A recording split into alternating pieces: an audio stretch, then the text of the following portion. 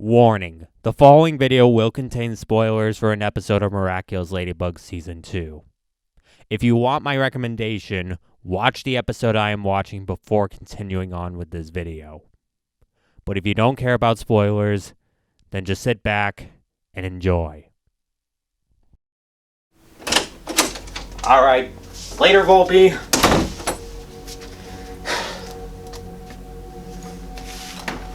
What are you happy about? I just had another conversation with Lila. I basically told her everything I've been going through over the past few months, though some of which she already knew, like Ladybug and Cat Noir's return, which she found out when she saw them passing by her house.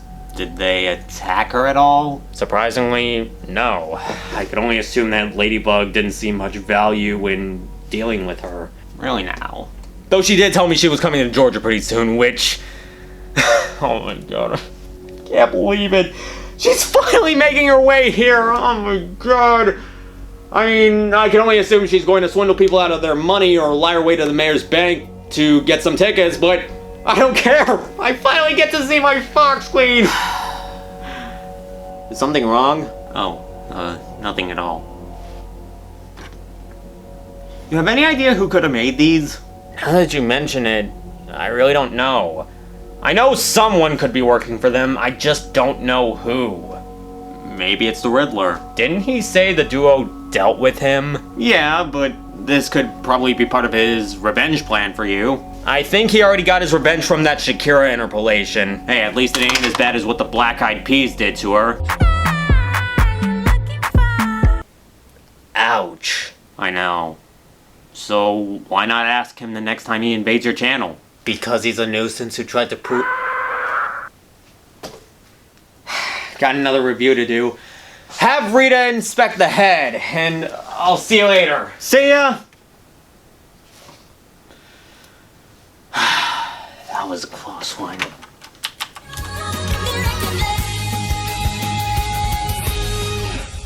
Smoochies, my poochies?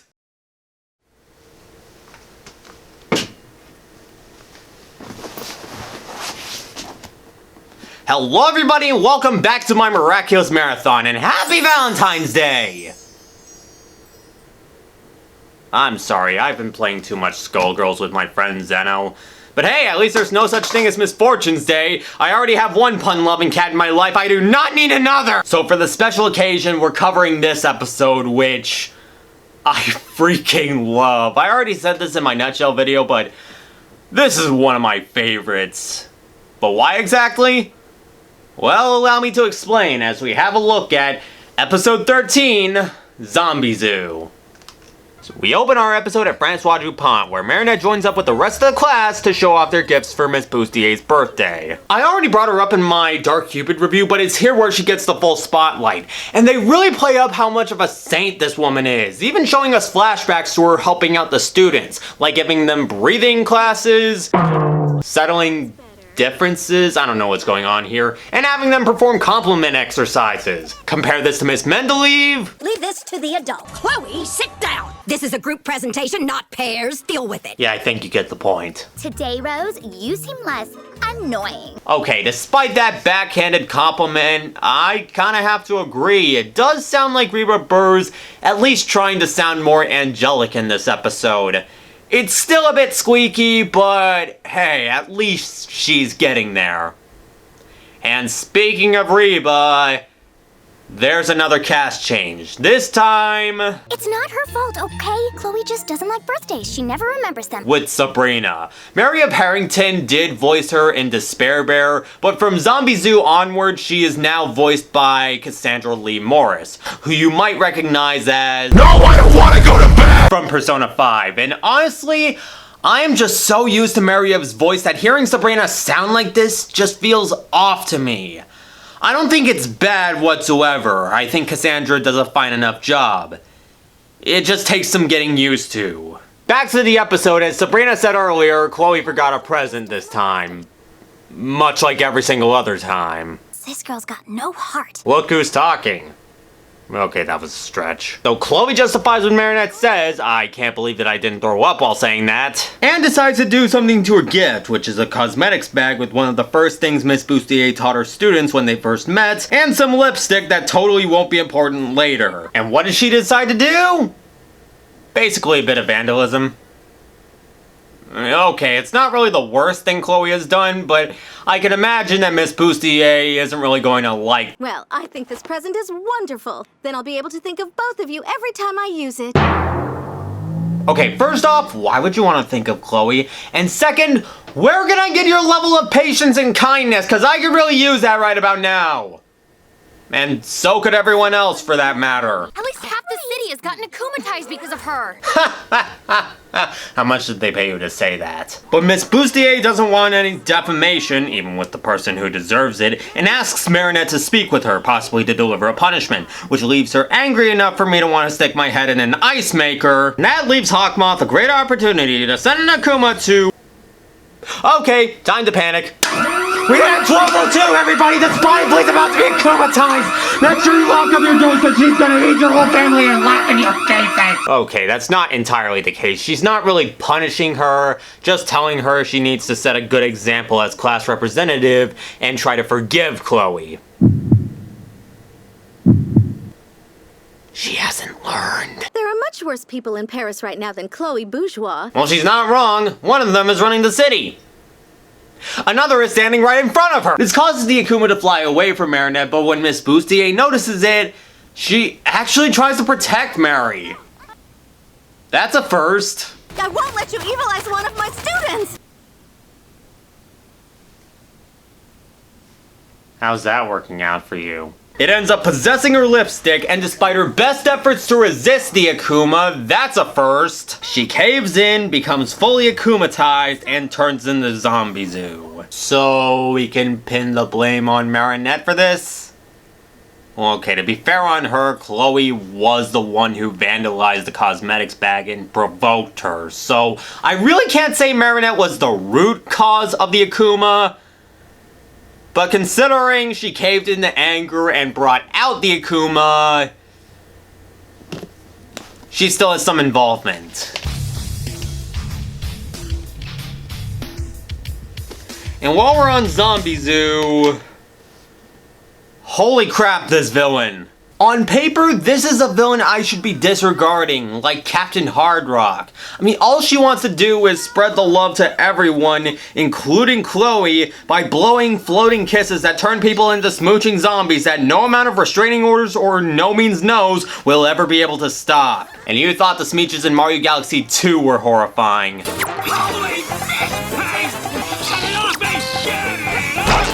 Not to mention, she protected Marinette from being akumatized, which is admittedly a blessing. And even before she became akumatized, she said that Marinettes were important in today's world. That's why Marinettes are so important in today's world. Are you crazy? I have every reason to not like this villain. So why is she so adorable? Seriously, her design is almost blush-worthy. It gives her the resemblance of a plush doll with all the stitchings on her suit and the oversized pins in her hair. Yes, there are some moments where her skin clips through her mask, and where did her smooch mark go? But even then, I just want to give this villain a hug from how adorable she is. Don't lie, you'd want to hug this villain if she didn't have the zombie kiss. And Dorothy Fawn finally got the pronunciation right. Sounds like she's having a lot of fun as Zombizou. She doesn't really get that many scenes, but in every scene she's in, she nails it. Especially with lines like, Smoochies, my poochies!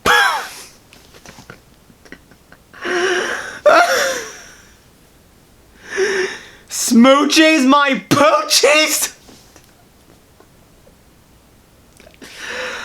Okay, when I first heard that line, I just died laughing because I never knew that a line this perfect could ever exist, especially in an episode of this show. Like, why would you refer to your students as your poochies? I might have said this before, but I'll say it again. To whoever wrote this line, I hope you got a raise for it, because My god. So Ladybug steps in and tries to stop Zombizou, but she escapes with a bunch of people already smooched and ready to share the love. Or look down like they're regretting their life choices. I could have been a chef! And once the fleet heads to the locker room, she's approached by... and the rest of the survivors. Well, except for... Kissy Boo. You might think this is a cheap attempt at trying to get a kiss from Ladybug, like Plague thinks so. But no. It was another cover-up, like in Darkblade. Typical Adrian.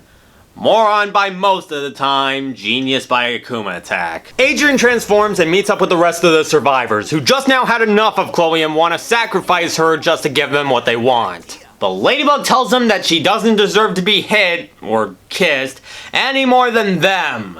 And we need her as bait to lure Zombizou when the time is right. Yeah, what? And from here on out, the story basically boils down to all of the students heading to the Eiffel Tower to try and stop Zombizou. But being a zombie apocalypse story, one by one, they're all gonna fall. And... okay, I'll admit that on face value, the concept for this episode, it is ridiculous. I mean, it's smooching zombies. Really, the only episode I could compare this to that also twists the zombie apocalypse trope is the SpongeBob episode, Krabby Patty Creature Feature, where all the Bikini Bottomites try a lab-made Krabby Patty that turns them into misshapen patty monsters. I know it's not really the best episode I could compare this to, it was just something I had in mind. But whereas that episode leans more into the comedic angle with a couple of humorous moments and visual gags, this episode leans the other way into the more dramatic angle. It's not 100% Night of the Living Dead serious. It does have its funny moments, like here. The real best ship of the series! But boy, did they try their damnedest at making you feel for these victims. Especially as all of them tell Ladybug to go on without them and save Paris from this horrible apocalypse. And they spare no one in this episode. Sabrina, Milan, Ivan, Kim, Max, Rose Angelica, Alex, Alia, and Nino. Oh god, Alia and Nino are a special kind of depressingly cute. Right after Alia gets ambushed by a bunch of zombies, she tells her to just go and save them, and Nino just stays behind and lets her have him. I mean, I really don't know how else to describe it. It's so tragic and yet so adorable. Oh my god, those two are perfect for each other. Once the duo and Chloe reach the top, of course they get ambushed, Cat Noir becomes a victim, and now it's down to Chloe and the spotted flea. Then she uses her lucky charm, and what does she summon this time? Makeup remover. Suddenly Cat Noir tries to smooch the flea as she's preparing her lucky charm, and it's here where Chloe not only apologizes to Ladybug for causing the zombie apocalypse, but sacrifices herself to save her and anger every single Lady Noir shipper under the sun. If Despair Bear didn't convince you that Chloe had the potential to be a good person, I think this scene is all the evidence I need. It's also all the evidence I need to prove why Chloe Noir is best ship. Hello? Okay, I should move on before this universe turns into a black hole. Victory has never been so close. So Ladybug meets up with Zombizou, wipes her lipstick off, and when she brings it out, the flea ties her hands, kicks it out of them, and breaks it, releasing the Akuma. Insert status quo scene here, turn everything back to normal, and then fist bump. Pound it! Another day, another attack, another victory for the Miraculous duo, and another great villain's reign put to an end. But hey, at least she left her mark on us. Dear God, that was pathetic. Miss Bustier realizes what she's done and thinks she's terrible for being akumatized. And while Ladybug blames Hawkmoth, Chloe steps in to take full responsibility and admit her faults. And maybe have her eyelashes clip into her. Honestly, this is great for Chloe. Well, the responsibility, not really the clipping eyelashes. I think she might need to get that checked. It's not perfect. She doesn't apologize for causing the apocalypse and demands everyone thank her for saving them. But hey, it's a start.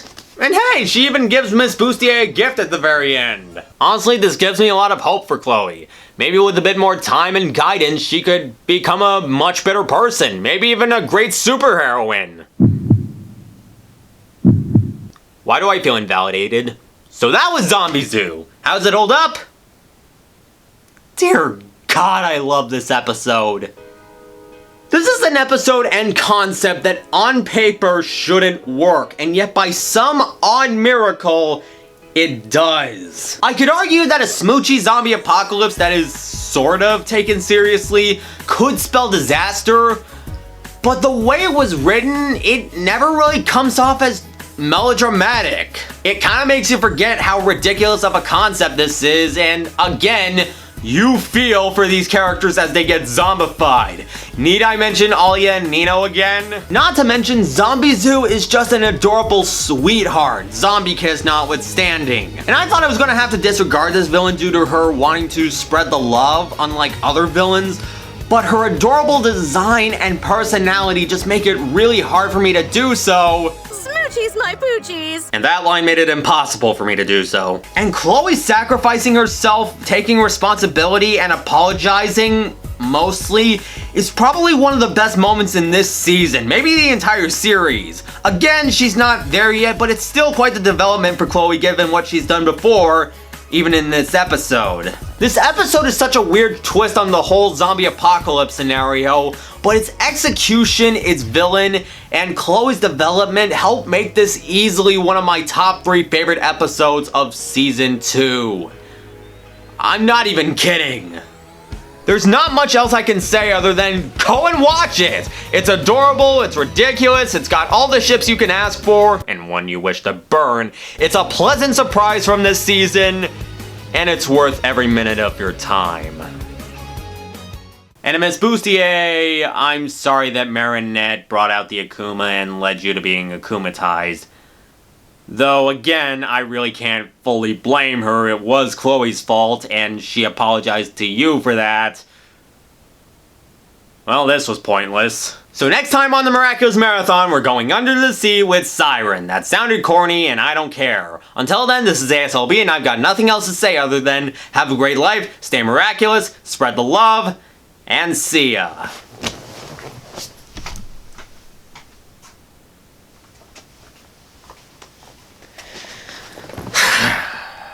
Yeah, guys, there's going to be a bit of renovation for this set, which means no more brown beanbag. It's not really going to be gone, it's just going to be moved up to the sunroom. Part of me will miss it, but at the same time, it was a bit of a pain. Mostly because the longer I sat in it, the more I sank into it, which caused a bit too much headroom in my videos. I have no idea if this chair in particular is going to be the permanent replacement, and I still have no idea what to do with this desk right here. I mean, the background is going to remain the same, the cherry Coke can is going to remain the same. Just expect a couple of differences. So stay tuned for a couple more renovations this season, and I'll see you next time. Have a great life, stay miraculous, and stay freaking awesome. Huge thank you to Zeno for calling me and making me crap my pants. If you like this, be sure to like, comment, subscribe, support me on Patreon, check out my social media, and have a wonderful Valentine's Day. I'll see you later. Smoochies, my poochies.